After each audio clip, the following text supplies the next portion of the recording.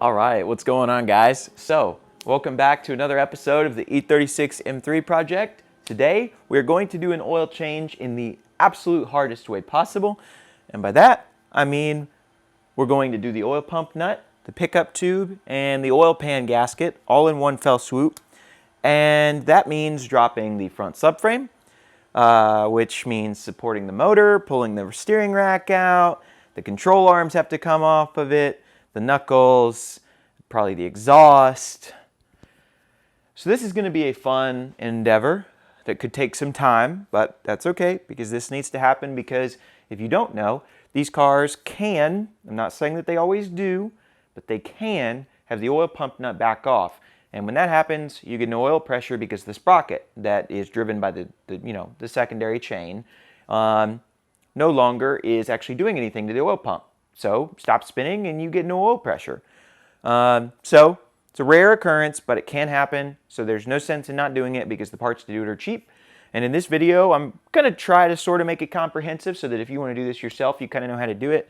I've done it once on the other car, which I'm actually standing right next to. So this shouldn't be that bad, but it's just not fun. It's just a lot of work. So there's nothing to do it but to get started. So let's go ahead and do it. So the very first thing I always like to do, or that I like to do in the last one, is to just go ahead and get ready to put the engine support bar in. There's no sense in waiting. You might as well just go ahead and have that out of the way because it's a safety item. And we're actually going to hook it into this eyelet right here. I'll show you that, but I always like to just take this rubber weather stripping, kind of pull it back so that the support bar is not interfering with it. We'll do the same thing over here on the other side. Gently, because I don't want to mess this stuff up. So what you're going to want to do is get each one of the feet in there inside this little groove. I would ideally like to come at this from this direction.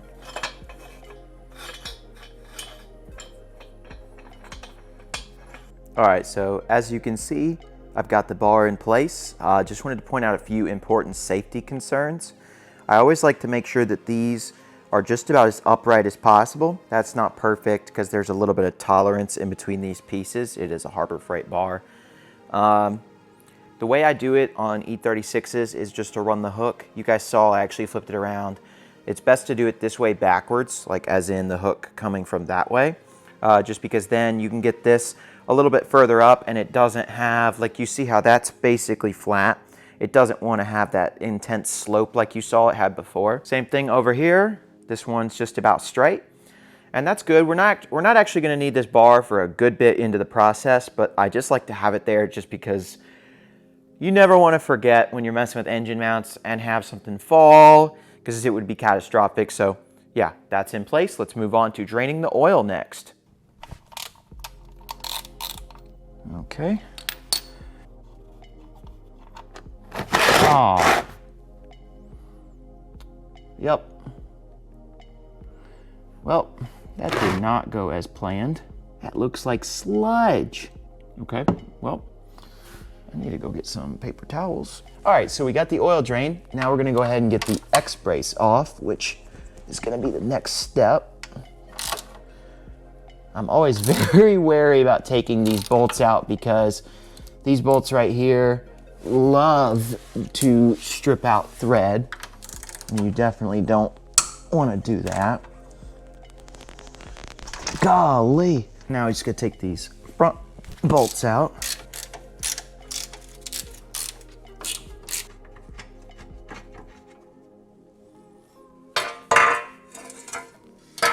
All right, so that's off. Now we gotta take these, control arm bushings out.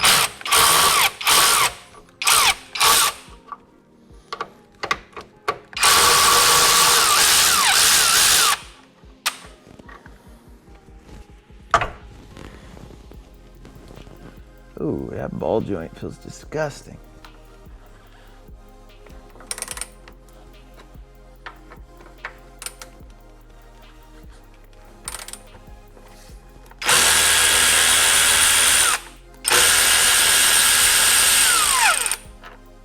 Come on. All right, and now we're going to attempt to remove the sway bar brackets. There's one. Nice. Now the other side. Those are crusty. All right, now we are taking off the sway bar end links so that I can get the sway bar completely out. Now I just gotta break this one free. As you can see, the sway bar is out because I ended up taking it off from the end links on the ends of it. I did not video me getting those bottom ones off because it was a bit of a nightmare. They were uber tight and rusty. But yeah, I just want to get this last end link out and then we'll continue. So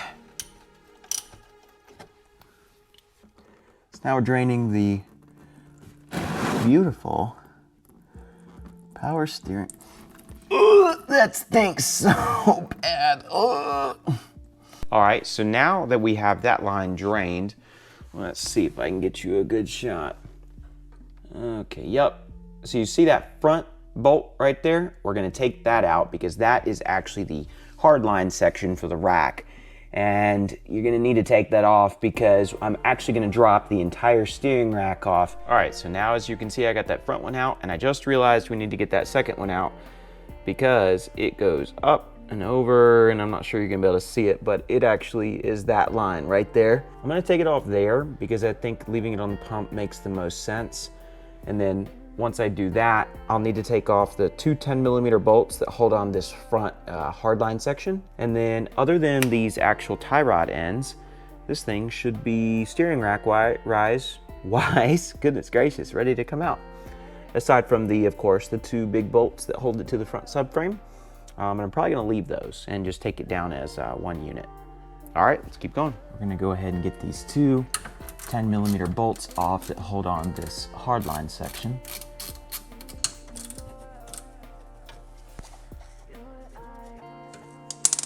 So now, oh, don't know what that was. So now that is clear. And as much of a pain as it's gonna be, that will still allow us to drop the rack.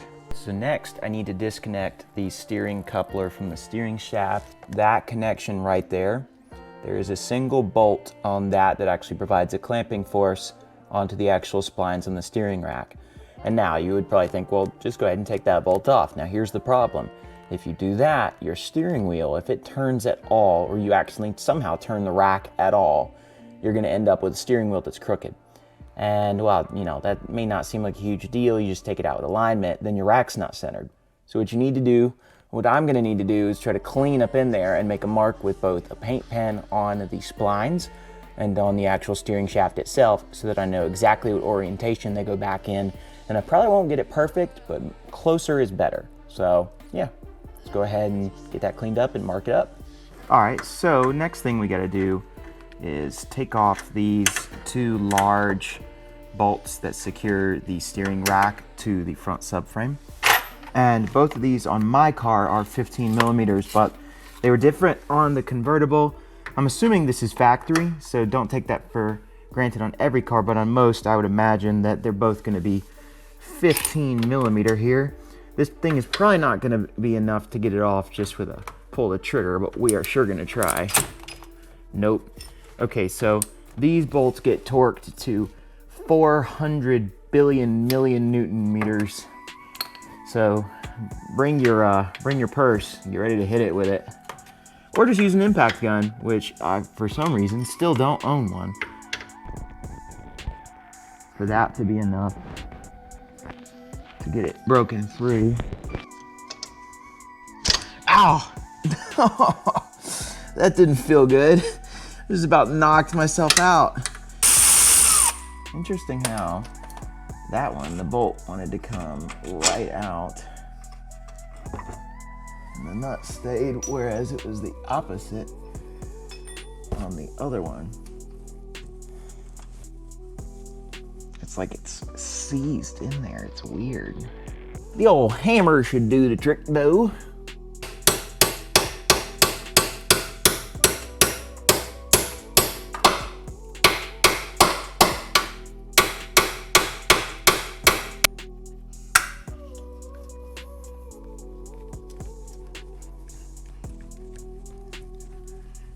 Oh, I think I'm getting it. I think it's coming.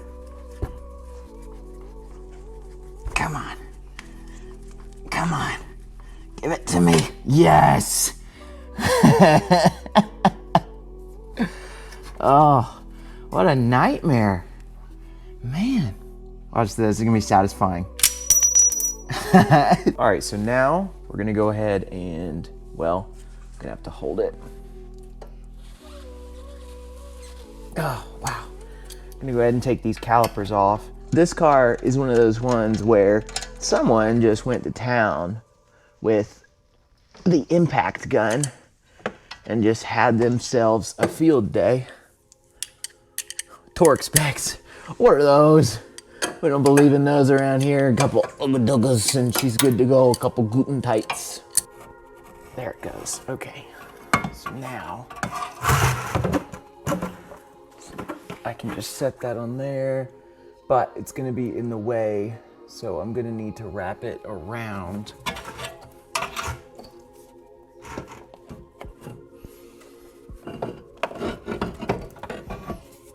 Like that.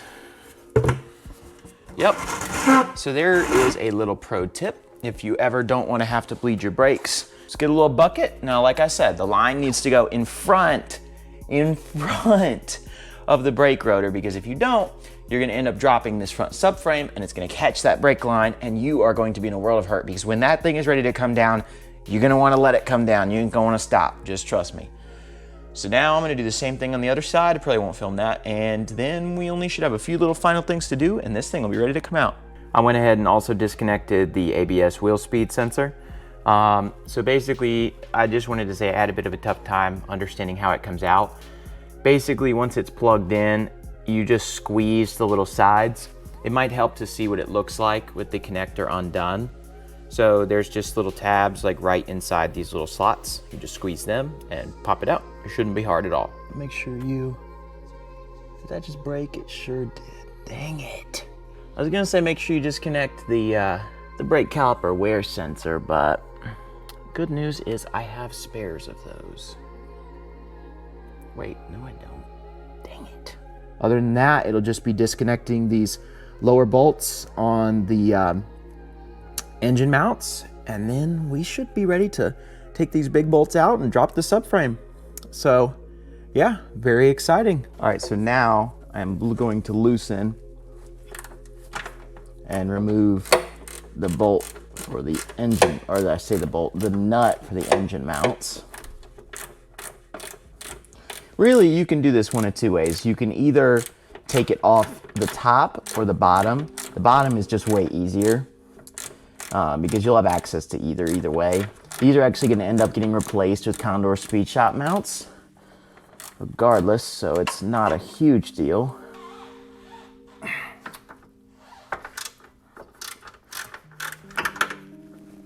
This one feels like it's going to be way easier to come off. All right, so now we're going to break all 4 subframe mounts loose.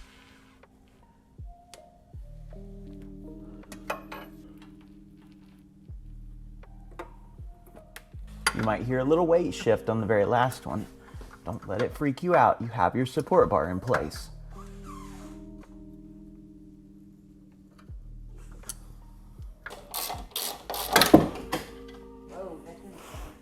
That's gonna be heavy for you, Renee. Well, here, let go of it. What's it gonna do? Well, it would have hit if I hadn't. That's my point.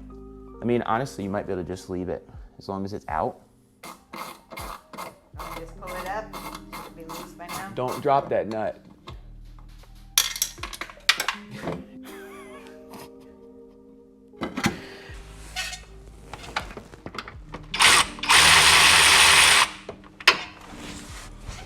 Ow! I almost just... You know that jack move.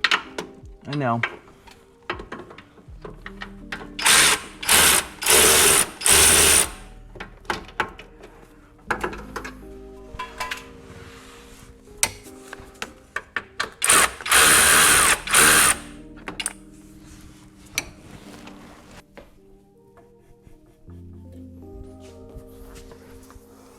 Okay, everything should come down.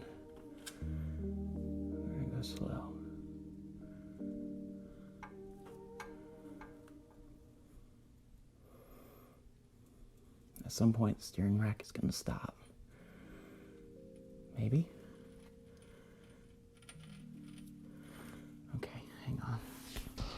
But the problem is that the steering shaft does not want to come off the rack.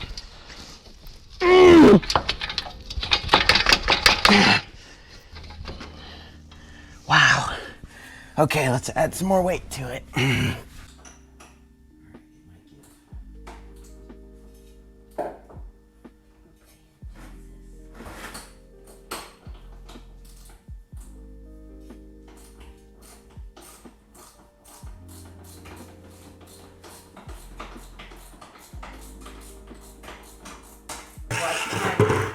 Grab that and go. Wait. Hang on, slow down, slow down.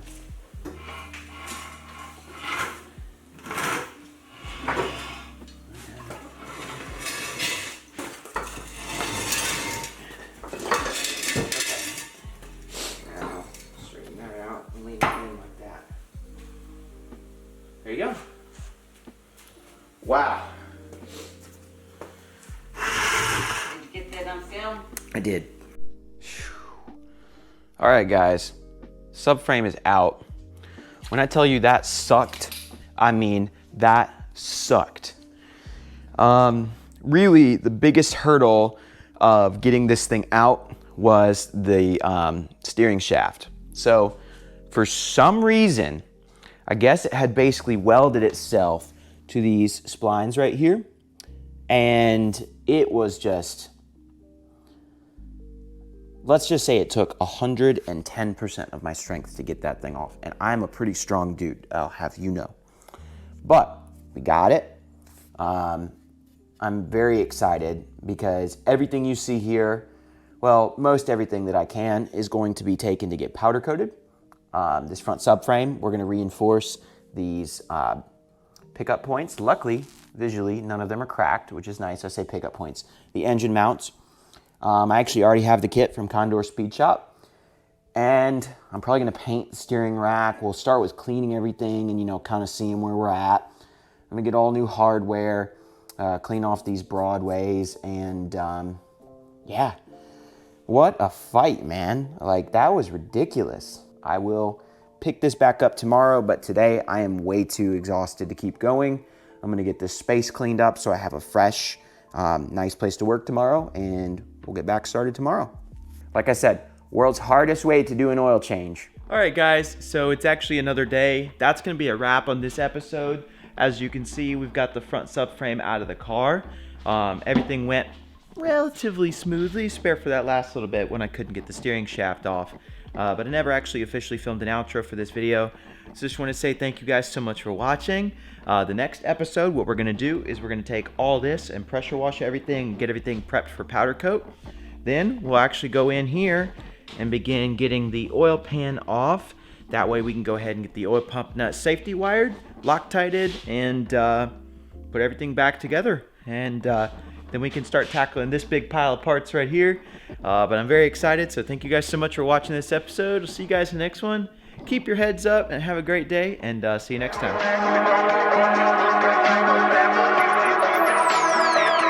Last century.